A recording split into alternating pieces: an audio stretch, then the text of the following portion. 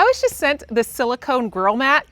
This thing's really nice because it's got a nice textured feel to it, so things won't be slipping around.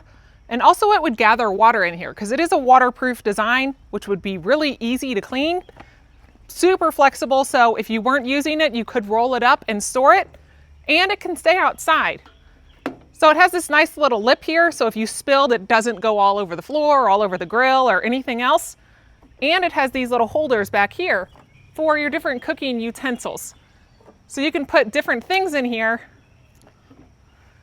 and have all of it there available to you, and even different spices and things like that, all off to the side that would then be a nice clean surface versus this nasty grill that's been out here. So you can take this in, clean it up, have a nice area to be able to use on your grill. It'd work really great for a regular grill like mine or a Blackstone grill, but it is a great design that would be a nice summer addition.